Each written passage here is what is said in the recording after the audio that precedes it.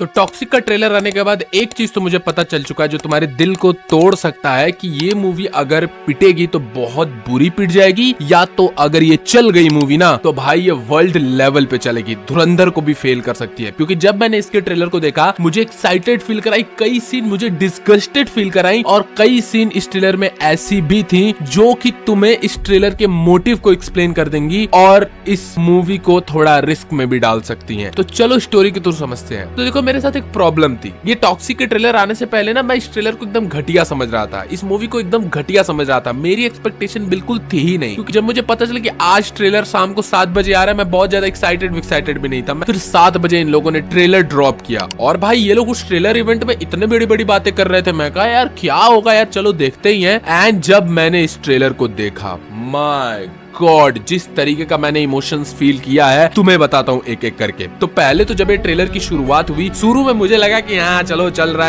है, लेकिन शुरुआत के 10 सेकंड इसमें जो राया के कैरेक्टर के बच्चे वाला सीन आता है वो सीन मुझे शॉक्ड कर देता है, थोड़ा सा एक्साइटमेंट मेरा बढ़ा देता है कि किस तरीके से वो बच्चा रोता है कि आई एम सॉरी पापा, मुझसे गलती नहीं होगी। एंड फिर वो राया का कैरेक्टर कैसे उसके ऊपर गन तान देता है। और इस चीज से मुझे ये पता चलता है कि इस मूवी के डायरेक्टर यश भाई साहब और गीतू मोहनदास ये बताने की कोशिश कर रहे हैं कि भाई ये मूवी सही और गलत के उस चोचले को फॉलो नहीं करने वाली। कि हर मूवी होती है ना कि ये आदमी सही है ये कैरेक्टर गलत है, इसमें लिटरली राया के कैरेक्टर को हरामजादा बनाया जाएगा। क्योंकि अभी आगे मैं बताऊंगा कि सच में ये बंदा कुछ सही काम करते नजर आ नहीं रहा है, भाई पूरा भयानक हो चुका है। शुरुआत के 20 सेकंड ने मुझे थोड़ी सी अंदर से होप दी, मुझे थोड़ा सा इंटरेस्ट आया, लेकिन जब मैं इसके 45 सेकंड पे पहुंचा तब मुझे रियलाइज हुआ कि ये मूवी भाई केवल सेक्स वुक्स की बातें नहीं करने वाली, ये लिटरली जितनी इसमें फीमेल कैरेक्टर है उनके कॉम्प्लेक्स इमोशनल साइड को भी एक्सप्लोर करने वाली है। जैसे इस सीन में कहारा अडवाणी के कैरेक्टर को देखो भाई, जो कि लिटरली रो रही है, चिल्ला रही है, उसका बच्चा बोलता है कि मैं आपके साथ रहूंगा, देन वो बोलती है कि यहाँ से चले जाओ। और यही एक बहुत बड़ा ट्रॉमा बनने वाला है इस मूवी के लिए। यही वो मेन इवेंट होगा जहाँ पे यश यानी हमारे राया और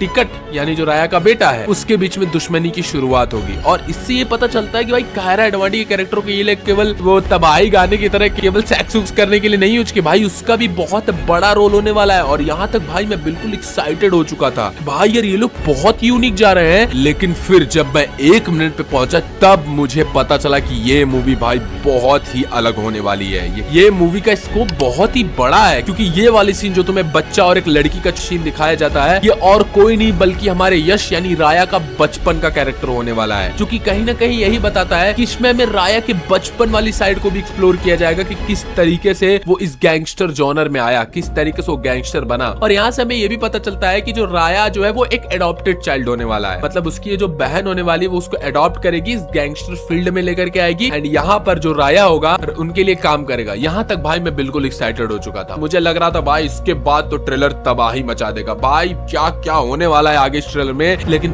तभी एक बहुत बड़ा ऑकवर्ड मोमेंट आता है जो लिटरली मुझे ऑकवर्ड फील कराता है और मुझे थोड़ा सा लगता है कि थोड़ा सा तो ज्यादा हो गया। 1 मिनट 28 सेकंड पे हमारे यश भाई की यानी राय के कैरेक्टर भाई बिल्कुल पकड़ लिए गए होते हैं, उनके सब गैंगस्टर पकड़ लिए होते हैं, उनके खोपड़ी पे गन होती है। देन ये बुढ़ऊ कैरेक्टर उससे पूछता है कि तुम्हारे लास्ट टाइम में तुम्हारी क्या इच्छा है। देन यहाँ पर यश भाई का कैरेक्टर कुछ ये बोलते हैं, ज्यादा कुछ नहीं, तेरे भाई को जला के उसकी राख से लाइन बना के अंदर खींचना चाहता हूँ, खींचने देगा?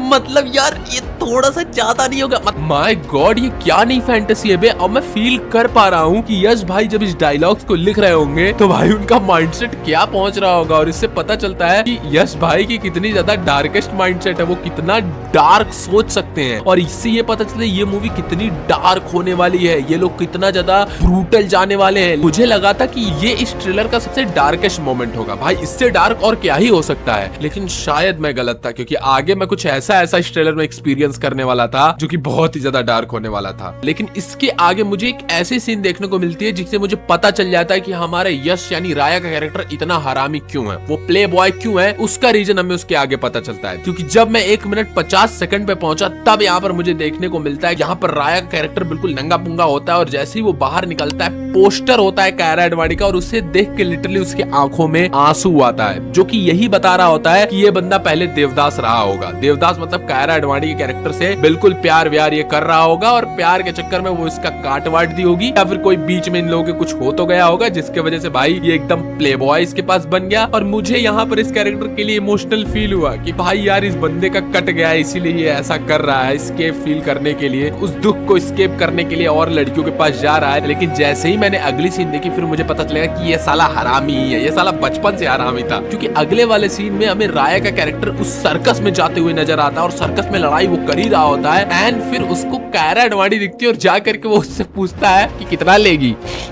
मतलब कितने में बिकेगी, मतलब उसे वो एक प्रोस्टिट्यूट समझता है। और उसके बाद कायरा अडवाणी कैरेक्टर लिटरली उसके फेस पे स्पिट कर देती है, थूक देती है। और ये चीज सोच रहे हो तुम ये मूवी कितनी डार्क है। बाकी मूवी फीमेल कैरेक्टर को बस आई कैंडी के तरीके से यूज करते हैं कि इसमें लिटरली हर कैरेक्टर को, खासकर फीमेल कैरेक्टर को बिल्ड किया गया है, उनका एक पर्सनल फिलॉसफी है, एक मोटिवेशन है। जैसे यहाँ कायरा अडवाणी के कैरेक्टर उसके मुंह पे जब थूक देती है तो यही तो रीजन था, हमारा राया उसके पीछे पागल हो गया, उसके प्यार में इसीलिए तो गिर गया। जहाँ पर बाकी लड़कियां जब राया उनके ऊपर हाथ रख देता था तो वो आराम से आ जाती थी, वहाँ पर ये लड़की उसके मुंह पे थूक दी, तब ये सोचा वाह क्या लड़की है, अब तो मैं इससे प्यार करूंगा। और फिर वही हमारे राय भाई प्यार में पड़ जाते हैं। खैर अभी तक तो मैं इस मूवी का मोटिवेशन समझ रहा था, लेकिन 2 मिनट 43 सेकंड पे एक ऐसी सीन आती है जो मुझे फील करा देती है कि एनिमल मूवीज के सामने कुछ नहीं है, कुछ भी नहीं है। क्योंकि ये वाली सीन देखो, रुक्मणी वसंत जब रात वाली सीन में यहाँ पर राया के सामने आकर खड़ा होती है, लिटरली राया न्यूड होता है ऊपर से नीचे, और यहाँ पर लिटरली रुक्मणी वसंत की जो कैरेक्टर होता है उसके आंखों में आंसू होता है, फियर उसके चेहरे पे साफ साफ नजर आ रहा होता है। क्योंकि सोचो उसके सामने एक आदमी खड़ा है, वो भी गैंगस्टर, वो भी पूरा नंगा पुंगा, बिना डरे बिना किसी शर्म के तुम्हारी फट तो जाएगी। एंड उसके बाद वो नेगोशिएट करने के लिए बोलती है कि I want a civilised conversation. लेकिन फिर राया का कैरेक्टर बोलता है क्या मैं तुझे सिविलाइज्ड दिखता हूँ। ये मूवी का मोटिवेशन यही हमें क्लियर हो जाता है कि राया का कैरेक्टर कोई हीरो नहीं होने वाला है। हमारी तरह जो सिविलाइज्ड लोग होते हैं, बैठना उठना कपड़े पहनना ड्रेस सीधा करना, वैसा आदमी नहीं है। वो चिल है, ब्रूटल है, वो नंगा होकर रोड पे घूमेगा घंटा, उसका कोई बिगाड़ नहीं सकता। इसीलिए वो ये बोलता है कि मैं सिविलाइज्ड नहीं हूँ, मैं एक एनिमल हूँ, मैं एक जानवर हूँ जो कभी भी कुछ भी कर सकता है। और यही एक चीज रुक्मणी वसंत को वहां पर डरा देती है। उसकी आंखों में तुम वो फियर देख सकते हो, वो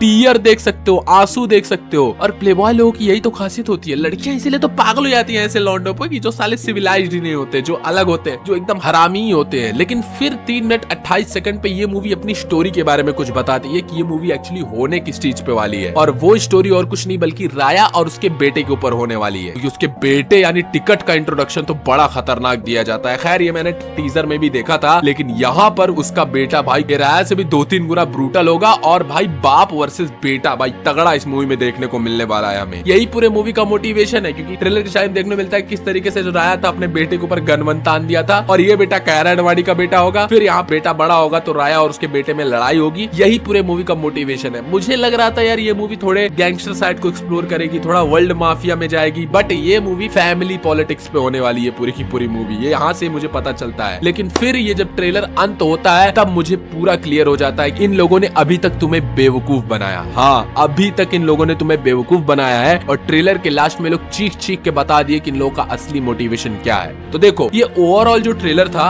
ये केवल और केवल हमें ना एक यूनिक एक्सपीरियंस बेचने की कोशिश कर रहा है। मैं अभी बता दूं इस मूवी की कहानी बहुत यूनिक नहीं होने वाली है। ये लोग बेसिक स्टोरी रखने वाले हैं, लेकिन इन लोगों ने फोकस किया है कैरेक्टर्स पे कि कैरेक्टर की मोटिवेशन कितनी ज्यादा ब्रूटल होगी। क्योंकि देखो इसमें कई सारी सीन्स हैं जो बहुत बेहतरीन लग रही हैं और बहुत ओवर द टॉप गोर है, मतलब सेंसर्ड है, 18+ है। तो इन लोगों का यूएसपी जो है वो कहानी नहीं है, इन लोगों का यूएसपी 18+ सीन्स है कि भाई देखो इंडियन सिनेमा में अभी तक किसी ने ट्राई नहीं किया है, हम ट्राई कर रहे हैं। और यही से ये मूवी अपने लिए एक रिस्क क्रिएट कर देती है। वो रिस्क ये है कि भैया या तो ये लोग उठेंगे तो बहुत भयानक उठ जाएंगे, या तो गिरेंगे तो बहुत भयानक गिर जाएंगे। क्योंकि ये लोग ऐसी चीज ट्राई कर रहे हैं जो कि इंडियन सिनेमा में अभी तक किसी ने ट्राई ही नहीं किया है। और मैं बता रहा हूँ इस ट्रेलर के आने के बाद ना मिक्स्ड ओपिनियन निकल करके आएगा। कई लोग बोलेंगे बहुत अच्छा, कई लोग बोलेंगे बहुत बेकार। और भाई फेमिनिस्ट साइड तो पूरा ऑफेंड होने वाली है भाई इस ट्रेलर को देख करके। तो ये ट्रेलर और कुछ नहीं बल्कि एक गैम्बल है, सच में एक गैम्बल है। और ये गैम्बल करोड़ों अरबों में भी जा सकता है और ये गैम्बल लॉस में भी जा सकता है। लेकिन ओवरऑल ट्रेलर की सिनेमेटोग्राफी बहुत बेहतरीन थी, लेकिन डायलॉग्स इस ट्रेलर के एक नेगेटिव नेगेटिव पॉइंट्स थे, लेकिन मैं जैसा इस टॉक्सिक को पहले समझ रहा था बेकार, लास्ट में मेरे लिए बहुत सेटिस्फाइंग ट्रेलर निकला और मैं इन हूँ भाई, मैं इन हूँ। मैं एक ऐसा बंदा हूँ जो नई चीजों को इंडियन सिनेमा में अप्रिशिएट करने के लिए तैयार रहता है। भले ये मूवी की स्टोरी कितनी कमजोर हो, लेकिन इसकी सीन में मुझे दम लग रहा है और अगर ये मूवी चली तो मैं बता रहा हूँ होमलैंडर, द बॉयज जैसी सीरीज का जो कॉन्सेप्ट है वो इंडिया में भी इंट्रोड्यूस होगा।